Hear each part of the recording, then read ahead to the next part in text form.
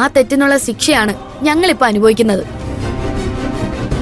നിനക്ക് നിന്റേതായിട്ടുള്ള കുറെ പ്രശ്നങ്ങളുണ്ടല്ലോ, നീ അത് സോൾവ് ചെയ്യാൻ നോക്ക്. വെറുതെ ഇവിടെ നിന്ന് സമയം കളയണമെന്നില്ല. നിനക്ക് തോന്നുന്ന ദേഷ്യത്തിന് അതിൽ ന്യായമുണ്ട്. നിന്നോട് ദേഷ്യപ്പെടാൻ ഞാൻ ആരാ? നമ്മൾ തമ്മിൽ എന്ത് ബന്ധം ഉള്ളത്? നിന്റെ അത്ര ഇല്ലെങ്കിലും എനിക്കും അത്യാവശ്യം തിരക്കുണ്ട്, കുറെ പഠിക്കാനൊക്കെ ഉണ്ട്. അതുകൊണ്ട് നീ വേഗം പോയി തന്നാ അതൊരു വലിയ ഉപകാരമായിരുന്നു. ആ, നമുക്ക് പരിചയമില്ലാത്ത ഒരാളാ. നീ നിന്റെ ജോലി നോക്കി പോവാൻ നോക്ക്. എന്തിനാ നോക്കി നിൽക്കുന്നത്? പോവാൻ നോക്ക്.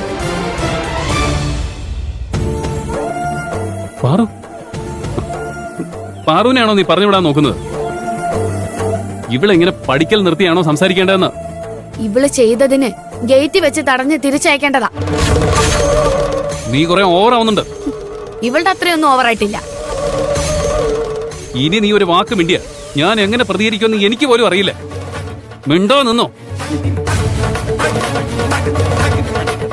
നീ വാ. വരാനല്ലേ പറഞ്ഞത്? വാ. ചേട്ടാ, ചേട്ടാ, നിക്കാൻ. ചേട്ടാ, ചേട്ടാ, നിന്റെ ഇഷ്ടത്തിന് ഓരോന്ന് ചെയ്യാൻ ഇത് നിന്റെ മാത്രം വീടല്ല. മര്യാദക്ക് ഇവളോട് ഇവിടെ നിന്ന് ഇറങ്ങി പോകാൻ പറ. നീ വെറുതെ ചെറിയ കാര്യത്തെ ഊതി വീർപ്പിച്ച് വലുതാക്കണ്ട. ഇവളുടെ പ്രശ്നം എന്താണെന്ന് ചോദിച്ച് മനസ്സിലാക്കാം. ഇത്രയും കാലം ചോദിച്ചറിയാൻ പറ്റാത്ത എന്താ നീ ഇപ്പൊ ചോദിച്ച് മനസ്സിലാക്കാൻ പോകുന്നേ? ദർശനേ, അമ്മേ,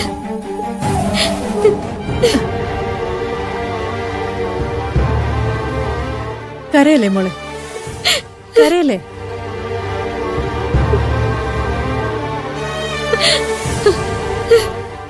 എന്താ മോളെ പറ്റിയത്? എന്തിനാ നീ കരയുന്നത്? സാരമില്ല, പോട്ടെ. ഓ, അപ്പൊ എല്ലാത്തിനും ഒരു തീരുമാനം ആയല്ലോ. നിങ്ങൾ രണ്ടുപേരും എല്ലാം മറന്ന് ഇവളോട് അങ്ങ് ക്ഷമിച്ചോ. ഇന്നലെ രാത്രി അനുഭവിച്ച വേദനയെല്ലാം നിങ്ങൾ അങ്ങ് മറന്നു അല്ലേ? ദർശനേ, അമ്മ മിണ്ടരുത്. ഇന്നിവക്ക് വീട്ടിലേക്ക് വരാനുള്ള വഴി ഓർമ്മ വന്നു അല്ലേ? അമ്മയും ചേട്ടനും വയ്യാതെ കിടന്നപ്പോ ഇവളെവിടായിരുന്നു? ഇവക്ക് വേണ്ടി നടത്തിയ പൂജയിൽ പങ്കെടുക്കാൻ പോലും ഇവക്ക് സൗകര്യം വന്നില്ലല്ലേ? അതിനെക്കുറിച്ച് നിങ്ങൾ രണ്ടുപേരും ഒരക്ഷരം ചോദിക്കുന്നില്ല. എന്നിട്ട് എന്നോട് മിണ്ടായിരിക്കാൻ പറയുന്നല്ലേ? പാറു ഇവിടെ വരെ വന്നത് ഇതിനൊക്കെയുള്ള വിശദീകരണം തരാൻ വേണ്ടി തന്നെയാണ്. അതിനാദ്യം ഇവളെ ഒന്ന് സംസാരിക്കുന്നേ സമ്മതിക്ക്. ഇവള് പറയുന്നൊന്നും നീ കാര്യാക്കണ്ട മോളെ. ഇരിക്കെ.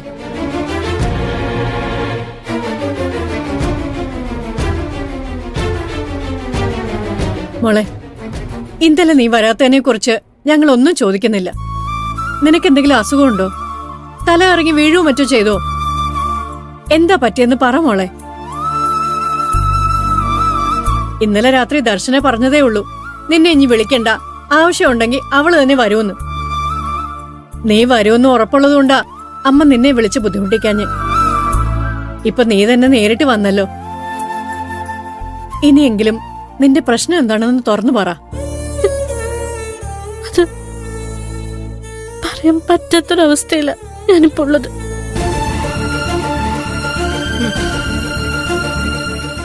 കേട്ടല്ലോ, വരാത്തതിന്റെ കാരണം എന്താന്ന് പറയാൻ പോലും ഇവക്കിപ്പോ സൗകര്യമില്ല. ഇനിയും അമ്മയ്ക്ക് ഇവളെ വിശ്വസിക്കണോ?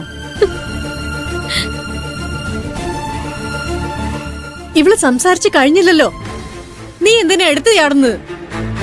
അവള് സമാധാനത്തോടെ ഒന്ന് സംസാരിക്കട്ടെ. ഇവളെ വെറുതെ വഴക്ക് വരണ്ടമ്മേ. ഇവള് ചോദിക്കുന്നതിലും ഒരു ന്യായമുണ്ട്. ഇന്നലെ പാറു വന്ന് പൂജയിൽ പങ്കെടുക്കുമെന്ന് അമ്മ ഒരുപാട് പ്രതീക്ഷിച്ചല്ലേ?